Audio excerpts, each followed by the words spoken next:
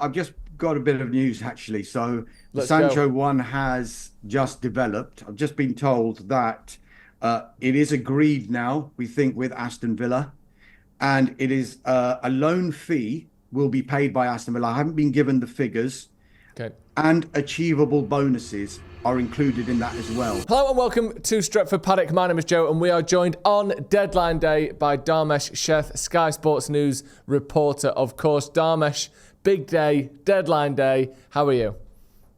Tired. Morning, by the way. Morning. It's been 3 months.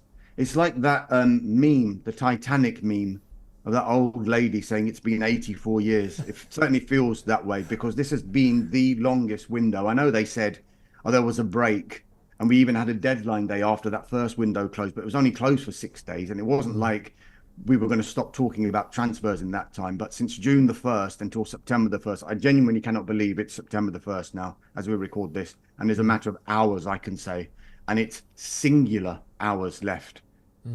Thank goodness. Thank goodness indeed. Well, there's still, singular hours, but there's still a lot to talk about. United seem to be sort of chopping our way through this bomb squad. Finally, we're disassembling whatever it was that was sort of cast out by the club over the last few months. It seems as though we are on the verge or on the cusp of moves for many of those players. We'll get into all of that. Also, there's this goalkeeper situation at Manchester United. Who do we want? We seem to be trying to sort of pretending or actively or something. We're trying to sign 2 keepers at once, and then at some point we'll decide which one that it is. We'll get into all of that. Let's start with some of these outs then, because this has been the thing that we've spoken about all summer. When will we get rid of these players? Namely, Marcus Rashford, Jadon Sancho, Antony, Malacia, and who was the other one? I'm sure there was 5 of them. Garnacho, of course. Now, we've got clarity on Garnacho and Rashford. That's done. Yes. Already playing games for Barcelona, etc. The other 3, though, as we are in the final day, and like you said, single digits of hours left, are up in the air. Let's start with Jadon Sancho. Actually, no, I'll save that because that links to the goalkeepers. Let's start with Rasmus Hojlund. There's reports of a deal being agreed with Napoli for a deal and sort of the transfer of Rasmus Hojlund. What's happening there? What's the latest? Is that going to go through? It certainly looks that way now. He is in Rome. Well, he has been over the weekend. Sky Italy got some fantastic shots of him arriving for his medical, leaving after his medical was done. So he's completed that medical. That deal should be announced at some point today. Napoli signing Rasmus Hojlund on a loan with a conditional obligation. And that conditional obligation is Napoli qualifying for the Champions League. So I think United probably will be pleased with the deal that they've got, because if everything goes to plan, it will be worth around 50 million euros all in. So it's a 6 million euro loan fee plus a 44 million euro obligation fee. So I think that's the kind of price Manchester United were valuing Hojlund at the start of this transfer window, when they decided, look, there's a chance he could go. What kind of price would we be looking for? So that one looks like it is going to happen now. I think Napoli initially, the conditions that they had on Rasmus Hojlund were appearances and goals and Champions League qualification. I think United looked at that and said there's too much of a get out. There needs to be an incentive. They agreed upon that. But if it was to be goals and appearances, say he got the goals and was 1 or 2 appearances away from triggering the option or the obligation, there's a chance Napoli may decide, actually, no, we don't want to do that. So it's in Napoli's interest to sign Rasmus Hojlund permanently, because that means they would have qualified for next season's Champions League. So as it stands, everything now is in place. We're just waiting, we think now, for that formal announcement, but it looks like that one is going to get over the line. Good. I'm going to say, I think if we get 50 million euros sort of all in loan fee and the obligation, or, clause-based obligation, I think that might be the best fee Man United have ever got for a player. As in terms of what we expected them to go for and what we've got for them. I think that's more than I thought we would get for Rasmus Hojlund. And you look at all of our other top sort of sales. Ronaldo was the best player in the world and we got loads for him. Lukaku had such a great CV, and even at United he got goals. And then it's Di Maria, who again had a great CV. After that, Hojlund is the next highest sale if that fee comes in. If it goes at the moment, I think it's Garnacho. Yeah, I think it's actually Garnacho, yeah. And I think we've been slightly taken advantage of our situation with Garnacho. I think Chelsea have got him as a bit of a bargain. Hojlund, I think we are, that would be a very, very good fee for him. So, yeah, I mean, it's a shame that it worked out the way it has, but I think we're cashing in at the right time, because another season like last year, he's probably worth half of that, as we are about to see with some of the names I'm going to mention. Let's move on to Antony, because this was a bit of an odd one, wasn't it? I think you were sort of at the forefront of this over the weekend, where the reports came in, deal agreed with Betis. It's, this looks like it's on now. It's all going to happen. It's going to be a loan potentially with a buy, or maybe just a straight buy. Then all of a sudden there was this carnage, this argument about extra fees over his unpaid wages. Talk me through where we were over the weekend and where we're up to now with Antony. Yeah. So on Friday, we broke the story that the deal had been agreed between Manchester United and Real Betis, whereby Betis would pay a fee for Antony, and there would be a 50% sell-on for Manchester United, because United wanted to get as much as they could for this, because they were never going to get anywhere near the £80 million. At one stage, Real Betis just couldn't cope with anything but a straight loan, and Manchester United were never going to countenance another straight loan for Antony. So on Friday, it looked like it was all agreed. Soon after that, Real Betis released a statement. Actually, no, we can't afford the terms. And I think what they were referring to were the final 2 years of Antony's contract at United and how that was going to be compensated. So they effectively wanted Manchester United to pay the €6 million deficit in compensation. Manchester United said, there's no way we are going to do that, because we're already giving you a good deal for Antony, and it's clear you only want Antony because you haven't signed anyone else, and we're approaching deadline day, and Antony has rebuffed so many other offers in favour of Real Betis. So the perfect storm is there. Why should we have to pay even more money than we're losing out on at the moment anyway? So I think the talks continued over the weekend, and overnight, finally, an agreement was reached whereby I think the fee is around €25 million, which is not great. Admittedly, it's less than £20 million in sterling, of course, but compared to what Manchester United paid Ajax for him a few seasons ago, it is not a great deal for Manchester United. They have still got that 50% sell-on for Antony, so they've got all of that in place. And I know people will say, well, how much money can they actually make from that if he gets sold on? We don't know how much he'll go for, but United have shown in this window that some of those deals that they've had in place in the past, the likes of Ilanga and Alvaro Caceres, they have actually made a bit of money on. So it has worked for them for certain players. Whether Manchester United should have got rid of those players in the first place, that is a completely different argument. But it looks like now that the Antony deal will happen, and we are told that Manchester United won't be paying that compensation, that €6 million. So that one has been sorted. And it's also understood that Antony himself, to force through this deal, we were told that he might have to take a pay cut.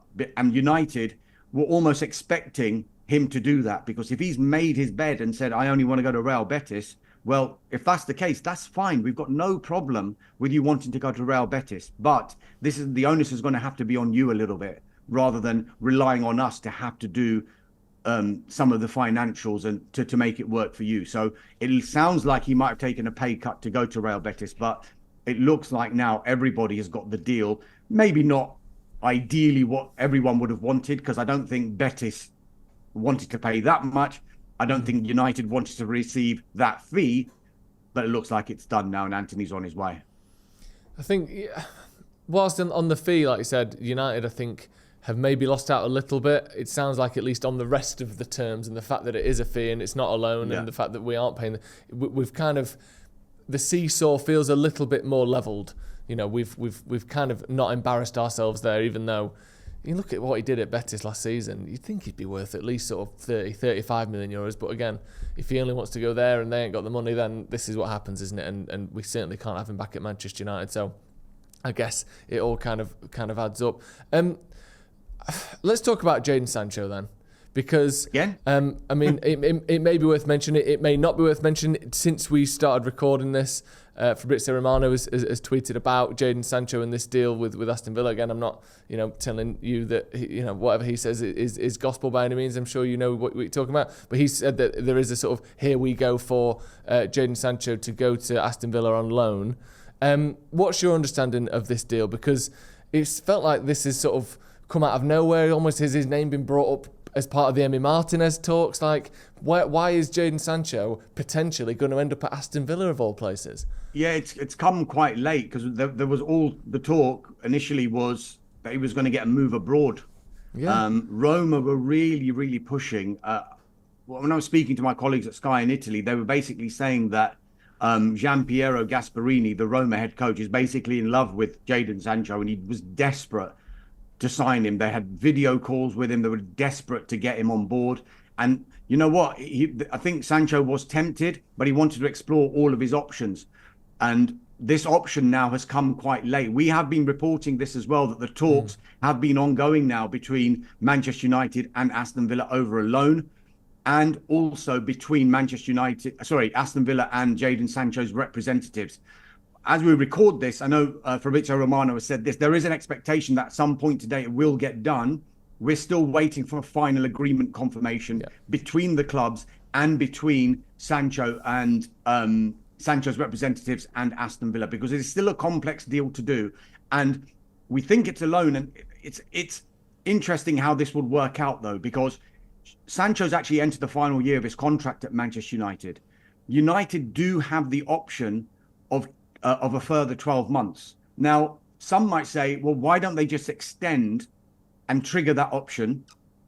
And if he plays well at Aston Villa on a straight loan, then maybe you could get more money for him next summer.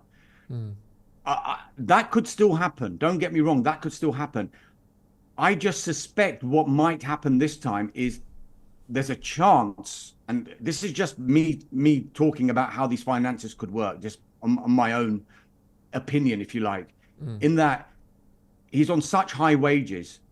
Why risk triggering that option if he doesn't go anywhere next summer, and then he decides again we have this charade that goes from the start of the window right to deadline day of him trying to find a move?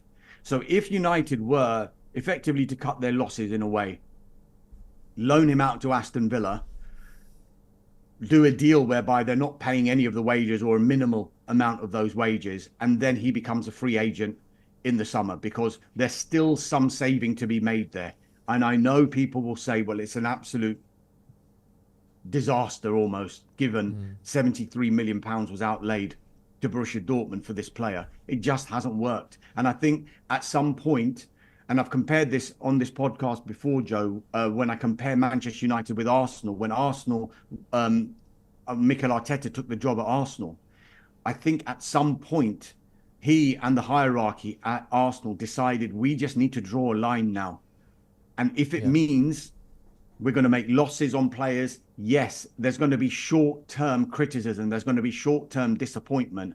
But now if you look at it, I know Arsenal are always criticised, oh, they finished second again, but they are challengers for the title now every single season. Is anybody talking about what happened when Arteta took over and the deals that they had to do by mutually terminating contracts, by accepting lower transfer fees than market value?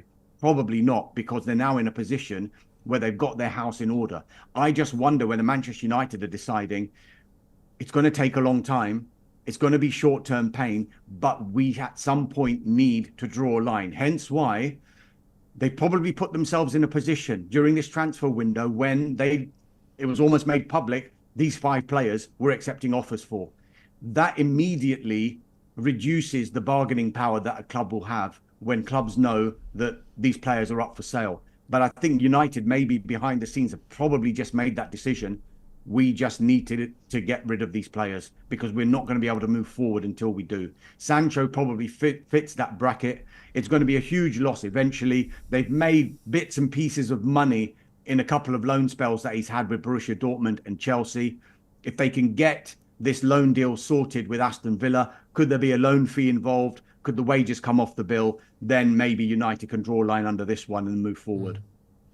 I think it's got to go down as our worst ever signing, this one. I think at least with Antony we're going to get a bit of money for him, and whilst he didn't have a lot of good games, I feel like Antony probably had more good games for United than Sancho did. Think of some of the goals that he scored in the derby against Arsenal, against Barcelona. I know Sancho had that one against Liverpool that you see, but it's just amazing how poorly that deal went when we were so keen on him. It just looked like such a certain bet. He'd never played in the Premier League, but he'd played in England. He's English. He'd played at Man City, so he knows Manchester. It all felt like a pretty sort of certain thing. The most talented young English player in the world. And then all of a sudden, just from day one, it never felt right, did it? And then now, like you said, we'll see if there's a small loan fee or something else, but it's going to be minimal money, if anything, for Jadon Sancho. It's just amazing how sort of badly that deal's gone. Let's move on to the goalkeepers then, because it sort of segues nicely. United seem to be going for 2 goalkeepers at once, but we're only going to sign one, if any. And this is sort of Lamens from Royal Antwerp, and of course, presumably as part of these Sancho negotiations, or maybe pause for a coffee break, come back and talk about Emi Martinez to Manchester United. What's happening with these 2 players? Why are United sort of hedging their bets? Can we get them both, or do you think it'll just be one at the end of the window? The information we have, with only a few hours to go, is Manchester United definitely want to bring in a keeper on deadline day. Will they definitely bring in a keeper on deadline day? No. It could be that Manchester United will have the same goalkeeping department that they have now moving forward for the rest of the season, with Bayindir, Heaton and Onana. Clearly, Ruben Amorim has been sending a message with his squad selections. He did it with Rasmus Hojlund, even though Hojlund had said, I want to fight for my place. He left him out of the squad completely to basically tell him, you're not going to get in the team. So Hojlund was almost forced to do that. Andre Onana was the number 1 keeper last season. He is fit and ready to play now, and he's being left on the bench. So effectively, Manchester United are playing with a number 2 goalkeeper in goal at the moment. As much as what Ruben Amorim will say, no, Bayindir has had fantastic games with the United. These are the selections I made for that particular game. Messages are being sent effectively to Andre Onana that you're not going to be the number 1. So what do United do?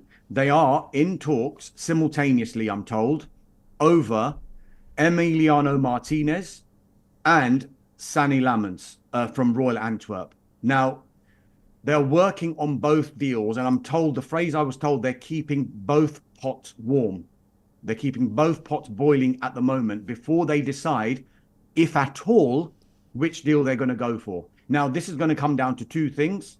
Obviously, the finances of a deal, and also what's happening in the background with regard to recruitment. Because are they thinking, which they have done with a lot of deals that they've done, long-term future of Manchester United, where do we see it? And if it's on that case, then Lamens might be seen as a long-term solution for their number 1 position. But, he would clearly, everyone is being kind of critical of this potential deal, because they're effectively saying that Manchester United were now 4 number 2s if Lamens was to come in. But they've clearly seen something potential-wise in Lamens to think he has got the potential to do something at Manchester United. Or do they go for the Premier League ready-made, finished article in Emiliano Martinez? We are told both goalkeepers want to join United. It's all now about the finances of either deal, both transfer fee and, of course, personal terms. And then if, and it's still a big if, United decide to press play on one of them, then United might have a keeper before 7 p.m. tonight. It's so weird, isn't it? I mean, obviously, I get at the moment, listen, we'll find out more. As we record, I can't give more clarity on it than that just now, because they are looking at both keepers, and people will say, how can it go this late? Well, clearly they want to get down the line with both and have agreements in principle with both before they say, right, this is the direction we're going to go in. So that's the situation at the moment. So I'm saying there's only a few hours to go, but it's still a long time on a deadline day to be able to get something over the line. It's amazing, really, isn't it? When you think some of the deal, like United, obviously there's this Isak deal that seems, the amount of money and just the amount of deals that happen so late in the window every time. You'd think teams would get sick of it and, get their business done early, but we're always sort of, handing in the assessment right on the deadline. It's like... Yeah, what I would say about the goalkeeper situation as well is I think at the start of the window, United probably did look at the goalkeeping department. Yeah. But if you asked, if I was to speak to you at the start of the window, and I was to say to you, right, United probably need to sign 5 players in various positions, what would your priority list be? Would the keeper be the first thing that you would say they have to do a goalkeeper before anything else? No. Probably it would not. Be 4th or 5th on that list at the start of the window. Exactly. I would say Onana, shaky, not great, but has spells in the season where he's pretty good, and I think we'll be all right there. We need striker for sure, maybe a number 10 or 2, and a central midfielder. I would have said then. So before the goalkeeper. So that's probably what United were thinking at the start of the window. Yeah.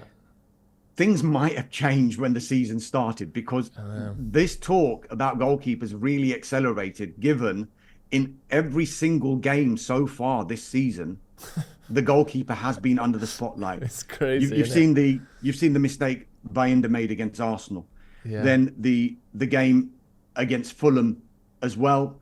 I mean, you couldn't really complain about that, but the talking point ahead of that game was Onana was actually in the squad.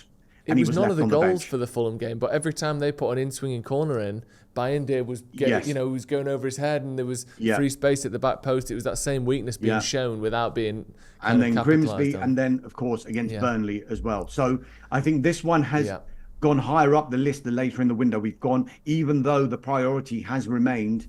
They need to start making sales, because they have spent quite a bit of money in this transfer window, particularly on that front three. So that's the situation at the moment. And so clearly they want to bring someone in. They do want to sign a goalkeeper before the deadline. And I know you're saying, we're talking about Isak. Why is it happening so late? These keepers, why is it happening so late? I've got no doubt that earlier on in this window, United will have made plans maybe to say, right, let's try and get deals in place if we need to revisit. So they will have spoken to Aston Villa, Royal Antwerp, Laman's representatives, Martinez's representatives, to explore the conditions of a deal and maybe try and get a framework of a deal done, so that if it was to happen late, they can accelerate on it and be confident that they can still do something, however late in the window it would get. But clearly it's been accelerated because of these goalkeeping performances, whatever Ruben Amorim says publicly, because obviously he cannot say we need a new goalkeeper because I don't trust these 2 goalkeepers. Because he needs to publicly say he trusts both, because of the chance, and it's still a chance, that they don't sign anyone. And if he has been critical of them and they don't sign a goalkeeper, what is that going to do for their confidence? Because one of them is going to have to play. Yeah. We've got a couple more questions for you. One is, so who's leaving? Because presumably we don't want to go all season with Lamans or Martinez, Onana, Bayindir and Tom Heaton. Any word on which of those? I guess it's probably not going to be Heaton, because he's kind of ticks a different box, doesn't he? Bayindir or Onana looking likely to leave? Surely at least one of them will. There's a chance if their keeper comes in, one might leave. Yeah. But they could still go with 4 keepers for the rest of the season. And then you're going to have that situation where Lamans or Martinez, if it's Martinez, you would expect Martinez to go straight into the team. Yeah. Lamans is going to be fighting for that number 1 spot. So you've also got to remember as well, if it is Onana, because how would Onana feel being the number 1 last season and then being a number 2 to Bayindir at the start of this season, and then being a number 2 if another goalkeeper was to come in? The other alternative is the Turkish transfer window and the Saudi transfer window are open until the 11th and the 10th respectively. So I wonder whether there is an opportunity for either of those potential moves for one of the goalkeepers to get that ball rolling. And even if they can't do it before 7 p.m. tonight, if they bring in a goalkeeper, there might still be the opportunity to do it once the window here closes and while a couple of other windows are still open. That makes sense. Obviously, with Bayindir being Turkish as well. And the thing with Bayindir is, I know that obviously, if anyone's looked, they'll know this, and I've mentioned before, he's 27. Like in my head, up until this window, and he was playing more and he was looking to... I assumed he was 22, 23, like a youngish keeper. You know, he's not old for a keeper by any means, but I don't... You know, he's not like a up-and-coming youngster. He's someone who should be sort of hitting his peak and his prime. So, yeah, it'll be interesting to see what happens with that one. And just finally then, I've just got a bit of news, actually. So the Sancho one has just developed. I've just been told that... it is agreed now, we think, with Aston Villa, and it is a loan fee will be paid by Aston Villa. I haven't been given the figures, and achievable bonuses are included in that as well. We think that 80% of the wages are guaranteed to be paid, but with those bonuses, there's a chance that the full wages will be covered. And clearly, Manchester United still have that option in his contract for an additional year, but it looks like a straight loan at the moment, which could work for United just now. So that's just has been given to me just now. Great. I mean, that sounds great. I mean, obviously it's not, it would be nice to get 15, 20 million quid for him, but as the window goes on, it's been looking less and less likely, hasn't it? So if they can cover his wages and we get whatever that is, 10 million quid a year off the books, I'll you know, personally, like you said, I'll take that for it being the end of such a sort of hideous debacle. But thank you for that update there. Last question for you. I know obviously you're very busy at the minute, so I'll get it in there quickly. I always thought it was a little bit unfair that Malacia was in the bomb squad. I'll be honest with you. He's not done anything wrong. He's tried his best. He was injured for a year and a half. Why is he being lumped in with players who don't want to train? I'm not sure. Is he going to be going anywhere? I still think they want to do a deal. They've got so many players in that position. And when he did come back from that long-term injury, it wasn't something that worked out for Tyrell Malacia at all. So we're in that situation now where Manchester United will do all they can to try and get a move for Malacia. He has entered the final year of his contract. And again, I know people say, well, if it was to be a loan, what difference does that make? I think it's all to do with squad size and getting wages off the books. Elche from La Liga, they were very interested in signing Tyrell Malacia. It kind of went cool. We still think that there is an interest there, but there are other clubs who are interested in Malacia. But clearly time is running out for him to be able to get that move before the end of the window. Great. Well, let's hope we can get it sorted. I mean, thank you very much, Dharmesh. Thanks for coming on. News breaking as we're recording there, which is obviously always fun. Makes an exciting video. So thank you very much. And thank you for coming on during the transfer window as well. Hopefully you can have a bit of a rest and a sort of breather after 7 o'clock tonight. Are you looking forward to that? I am, yeah. Holiday on Wednesday. Oh, lovely. Enjoy it. Thank you very much for joining us at home as well. Hit subscribe if you haven't already. We're going to be back later on as well with the Paddock podcast. And of course, we'll be doing our deadline day live as well as the window closes tonight. So make sure you tune in for that. Thank you again, Dharmesh. Thank you for joining us at home. We'll see you in a bit.